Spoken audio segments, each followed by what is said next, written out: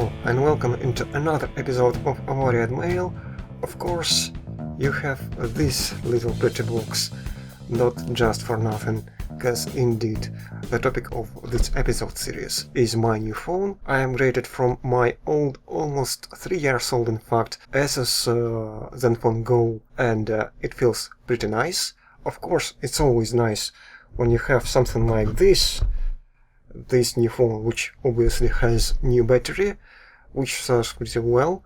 After a work day, I ended up with 77% of charge, which is a lot better than 15% of my old ASUS. And of course, ASUS had a replaceable battery, but it's not really easy to find a decent battery that will work a lot better than the old one, and I was not quite fortunate finding anything decent. Of course, my ZenFone is not really widespread in Belarus, since people don't really consider us as a phone manufacturer around this area, so finding any accessories for it was not an easy task. But yeah, Nokia is pretty nice. Of course, it's a lot faster. You have octa-core CPU. It works at 1.8 GHz speed. Not all cores are working at the same time, so you have your typical 4+4 pack for energy saving and fast performance. The phone is pretty decent. It has 3 GB of RAM and 32 GB of flash memory. Now, of course, you don't get to use all of that flash memory, because after I installed all these apps, which are mostly social media and two-factor auth, I had about 17-18 GB left, so you really only get about a little more than half of that actual 32 GB, but it's still pretty decent. And if it's not enough, then this micro SD slot that you can find on the side is supporting up to around 400 GB. Obviously, I don't need to store my entire movie collection on my phone, so I'm fine. I think I will not use SD card anyway.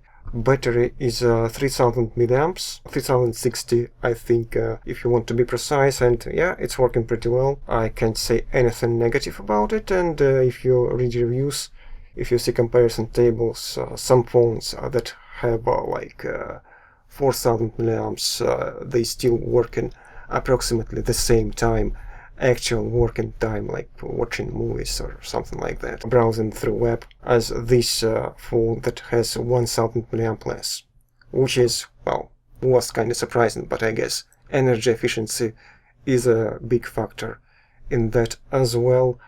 When it comes to cameras are not super unique, obviously. That is a budget phone.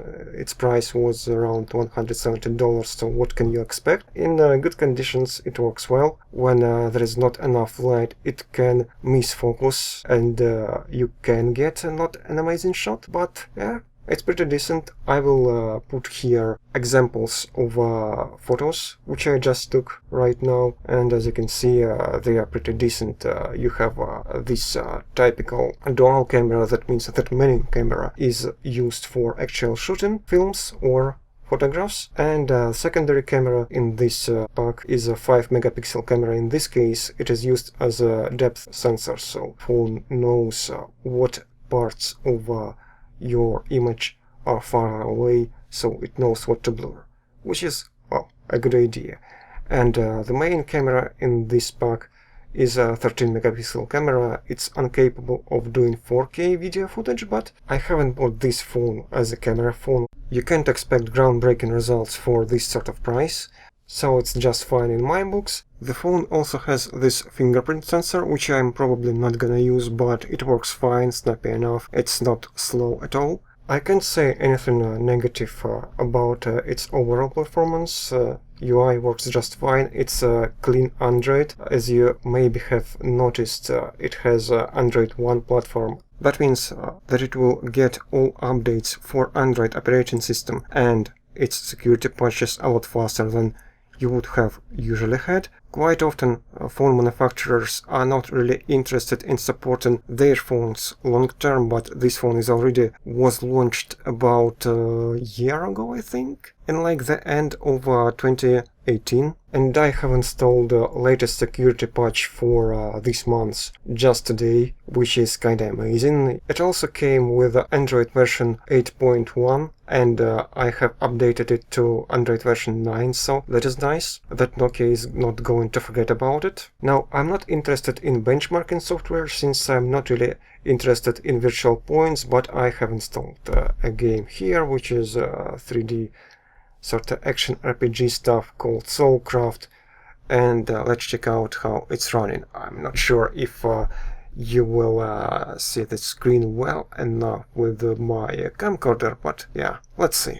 Yeah, now let's see what we can do. There are no slowdowns, so that's nice. Defeat the enemies, yeah. I need some enemies to show you the actual combat and stuff like that. Yeah, kill them all, cast some spells, get some souls or whatever are those skulls things. Okay, kill this large bastard and that one. Nice, level achieved. Now, I was playing the thing which was recommended to me by logins. It was called Eternium, which was sorta an action RPG as well. And on my old phone, it wasn't running too amazingly well, but here it works just fine, and the performance may not be groundbreaking, but you will not have any problems with this kind of stuff. One extra feature which I also was interested in and was looking for a phone that has it is a gyro sensor, gyroscope. It knows how your phone is arranged in three-dimensional space, so if you are moving your phone, for example, in Google Maps and Street Views or a 3D photograph, you can move your phone and the photo will be automatically adjusted as well, so it's quite nice. And of course, this sort of experience is not limited to maps. Now I can actually check out one of those VR cases that you can use to turn your phone into a VR headset. Obviously, that's not the most powerful phone, so my experience will be limited, but it will not be limited by lack of gyro sensor. So yeah, I think I could still test it and get a few minutes of fun right there. I don't know if I will record any videos about that, because actually it doesn't really make a lot of sense to show it from the side. Virtual reality is one of those things which has to be experienced very personally, so I will think about that, not today, not tomorrow, but eventually, I suppose. You can leave your comments in the comment section down below if you liked the video. You know what to do. Thank you for watching, and we'll see you later. I'm pretty happy, yeah. Nokia is not entirely the same Nokia of the past, but HMD Global, with the help of guys from Nokia Corp, are still doing pretty fine.